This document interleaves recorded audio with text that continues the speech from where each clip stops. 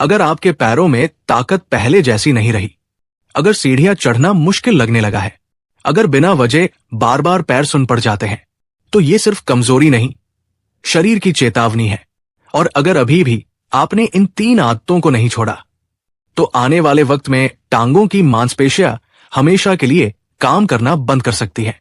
भारत में हर साल हजारों बुजुर्गों को पेरिफेरल न्यूरोपैथी और लोअर लिम्ब पैरालिसिस जैसी समस्याएं घेर रही है। एम्स और पीजीआई चंडीगढ़ की रिपोर्ट्स में बताया गया है कि 60 साल के ऊपर के 1 में से 3 बुजुर्गों में पैरों की ताकत तेजी से कम हो रही है। और इसकी सबसे बड़ी वजह वो रोज की 3 आदतें जो टांगों को अंदर से खत्म कर रही है। अब हम इन आदतों को एक एक करके विस्तार से समझते हैं, और ये भी कि कैसे इनका तुरंत समाधान किया जाए। आदत 1, कुर्सी पर घंटों बैठे रहना और पैरों को जड़ बना देना। 60 की उम्र के बाद शरीर का सबसे बड़ा दुश्मन अगर कुछ है तो वो है लंबे समय तक बैठना।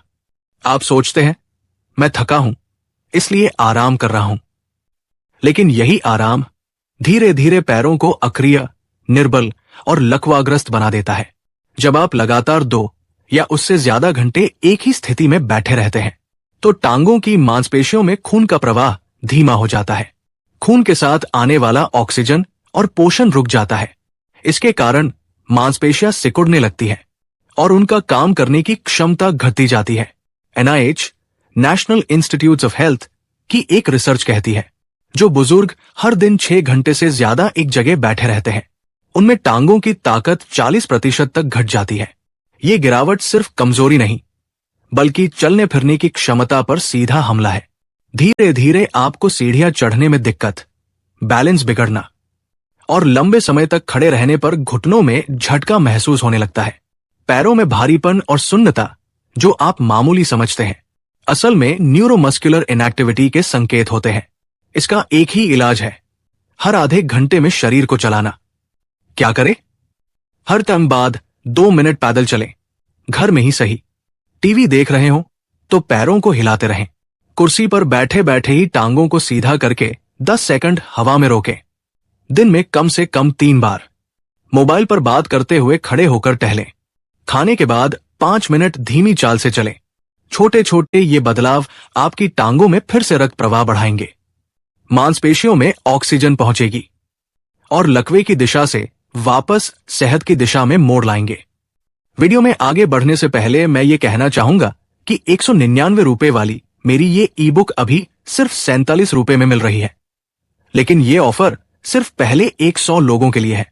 अगर आपके पैर जवाब दे रहे हैं तो देरी मत कीजिए, डिस्क्रिप्शन में लिंक है, एक बार डाउनलोड कीजिए, बार बार आराम पाइए। अब वीडियो में आगे बढ़ते हैं। आदत 2, शुगर का छुपा जहर जो नसों को धीरे धीरे मारता है। अगर आपको डायबिटीज है या डॉक्टर ने कहा है कि आप प्रीडायबिटिक, तो ये बात ध्यान से सुनिए।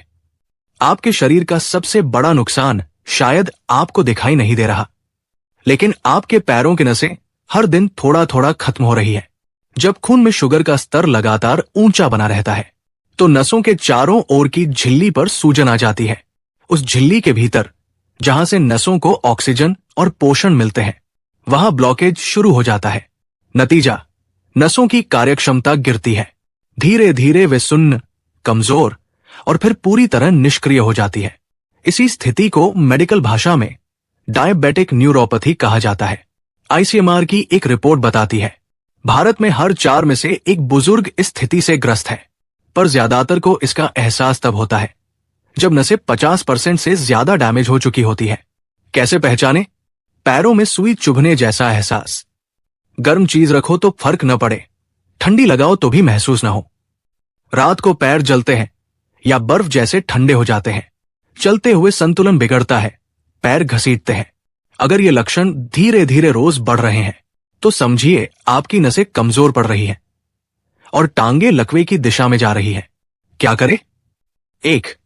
HbA1c टेस्ट हर 3 महीने में कराएं। ये 3 महीने की शुगर की रिपोर्ट देता है। 2. खाली पेट शुगर 100-120 mg/dl के बीच रखें। 3. सफेद चावल, शक्कर, मैदा और डेसर्ट को पूरी तरह टालें। 4. पैरों में रात को तिल या सरसों के तेल से 5 मिनट मालिश करें। इससे ब्लड फ्लो बढ़ेगा। 5. डॉक्टर से पूछकर vitamin B12, alpha lipoic acid और बेनफोशमाइन जैसे सप्लीमेंट शुरू करें।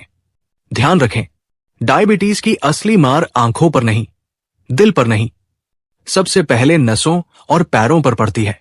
अगर अब भी ब्लड शुगर पर काबू न किया तो आने वाले 2-3 सालों में टांगों का लकवाग्रस्त हो जाना पूरी तरह संभव है, और उस समय तक नसें इतनी डैमेज हो चुकी होती है कि रिकवरी मुश्किल हो जाती है। इसलिए आज ही मीठा नहीं, पैरों को बचाने का संकल्प लीजिए, वरना वो दिन दूर नहीं जब चलना भी सपना बन जाएगा। आदत 3, खाली पेट चलना या वॉक के बाद कुछ न खाना। बहुत से बुजुर्ग मानते हैं कि सुबह सुबह खाली पेट वॉक करना सेहत के लिए सबसे फायदेमंद है।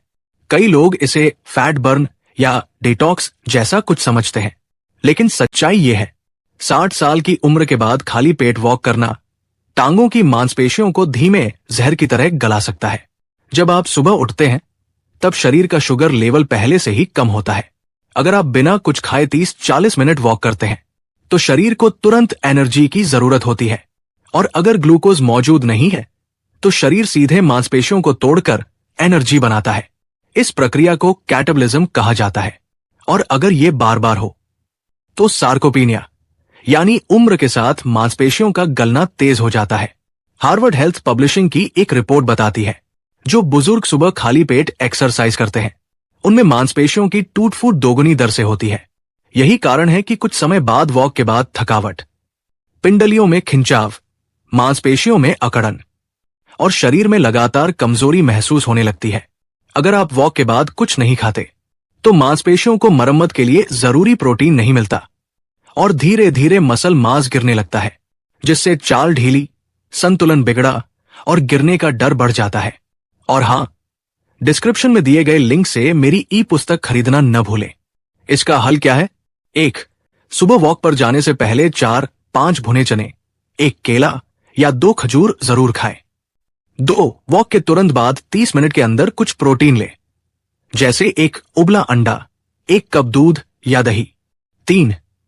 हफ्ते में 3 दिन मूंग, दाल, सोया या टोफू जैसी प्रोटीन वाली चीजें खाने में जरूर शामिल करें। 4. डॉक्टर से पूछकर BCA, branch chain amino acids और मैग्नीशियम सप्लीमेंट लें, ताकि मांसपेशियों की मरम्मत सही ढंग से हो सके। ध्यान रहे, वॉक शरीर को ताकत देने के लिए होती है, ना कि मांसपेशियों को काटने के लिए। अगर आपने इस आदत को न बदला तो कुछ महीनों में ही टांगों में इतनी कमजोरी आ सकती है कि चलना भी भारी लगने लगेगा। इसलिए फिट रहने के चक्कर में फिजिकल ब्रेकडाउन न कर बैठें, थोड़ा खाकर चलें और वॉक के बाद जरूर खाएं। यही नियम बुजुर्ग शरीर के लिए सबसे सुरक्षित है। अतिरिक्त संकेत जिनसे समझे कि पैर खतरे में है: नींद में अचानक टांग में खिंचाव, पैर नीचे लटकाते ही जलन, चलने में हिचकिचाहट, जूते पहनने के बाद पैरों में भारीपन, पैरों में घाव देर से भरना। अगर इनमें से 2 या ज्यादा लक्षण आपको हफ्ते में 3 बार से ज्यादा हो रहे हैं तो समझिए टांगे खतरे के निशान पर पहुंच चुकी है। क्या करें अब? 1. हर दिन पैरों की हल्की स्ट्रेचिंग करें, सुबह शाम 5 मिनट। 2. सप्ताह में 3 दिन कोई प्रोटीन रिच खाना जरूर खाएं। 3. एक बार B12, D3, HbA1c और मैग्नीशियम का टेस्ट कराएं। 4. चाय कॉफी के बाद 1 गिलास पानी पीना शुरू करें। 5. पैरों पर तिल का तेल या नारियल तेल से मालिश करें, खासकर रात को। 60 की उम्र के बाद टांगों को लकवाग्रस्त बनाने के लिए कोई एक्सीडेंट या स्ट्रोक नहीं चाहिए। बस ये 3 आदतें ही काफी है। अगर आज आपने ध्यान नहीं दिया तो कल चलना भी आपके लिए एक याद बन सकता है। इन आदतों को बदलना मुश्किल नहीं है, बस समझदारी और थोड़ी मेहनत चाहिए। आज ही इन तीनों आदतों को छोड़िए और पैरों को फिर से मजबूत बनाइए।